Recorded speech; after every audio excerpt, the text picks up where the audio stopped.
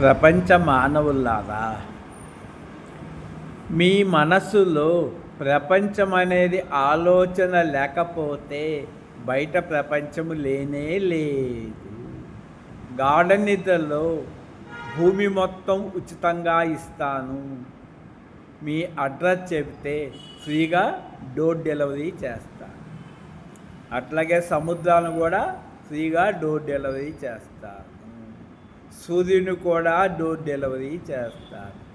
మరి మెలకువలో ఉన్న ప్రపంచము గాఢ నిద్రలో ఎందుకు లేదో చెప్పండి. మళ్ళా లేచిన తర్వాత బెడ్ మీదే లెగుస్తారు. మెలకువలో ఉన్న ప్రపంచము సమస్యలు స్వప్నంలో లేవు. స్వప్నంలో ఉన్న సమస్యలు గాఢ నిద్రలో లేదు.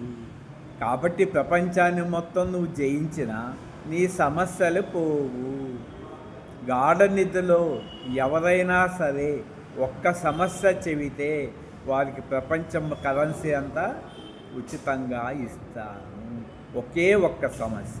లేదా గాఢ నిద్రలో మీ తలపైనే ఒక ఎంట్రుకని కట్ చేసిస్తే ఆ ఒక్క ఎంట్రుకని ప్రపంచ కరెన్సీ అంతా ఇచ్చి కొంటాను. ఒక ఎంట్రుక అనేది ఒక తలపు, జగత్ అనేది ఒక తలపు, దేవుడు అనేది కూడా ఒక తలపు. గాఢ నిద్రలో తలపులు లేవు, జీరో థాట్స్. కాబట్టి నాకు గాఢ నిద్రలో జీరో థాట్స్ మెలకువలో కూడా ఉండకూడదు అనుకుంటే మెలకువలోనే ఉన్న ఆలోచనలన్నీ కట్ చేసుకోవాలి. ఉదాహరణకి మెలకువలో 100 కార్లు ఉన్నాయి, మళ్ళా 100 కార్లు ఖాళీ చేసుకోవాలి. ఇంకొక 100 తీసుకుంటే ఏమవుతుంది? 200 కార్లు అవుతాయి.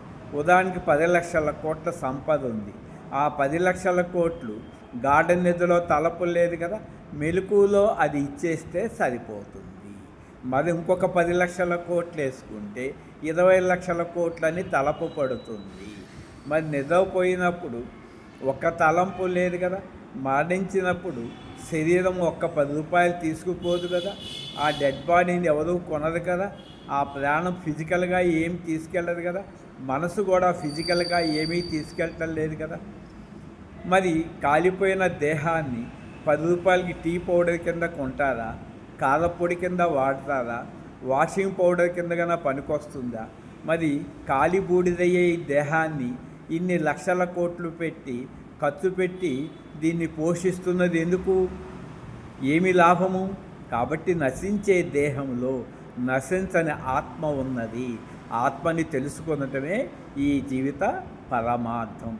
ఉదాహరణకి నేను ఒక కారు ఎక్కాను, ఆ కారు దిగాను, ఇంకొక కారు కొనుక్కున్నాను. విమానం ఎక్కాను, అట్లా 1,000 కార్లు మారాను. కానీ ఏదో నాడు కారు దిగి బయటికి వెళ్ళవలసిందే కదా. అలాగే ఈ దేహంలోకి నేను వచ్చిన తర్వాత 1,000 శరీరాలు మారిన, 1,000 జన్మలు మారిన, ఆఖరికి త్రిమూర్తుల శరీరాలైన అవతారమూర్తి దేహం తీసుకున్న ఈ దేహం పోయేదే. అన్ని దేహాలు ఉన్నది దేహి ఒక్కటే, అన్ని బలుపులు అనుకున్నది ఆత్మ ఒక్కటే. గాఢ నిద్రలో నీకు బర్త్ లేదు, డెత్ లేదు. గాఢ నిద్ర చెప్పండి, బర్త్డే లేదు అంటే బర్త్ లేదు కాబట్టి నీకు డెత్ లేదు.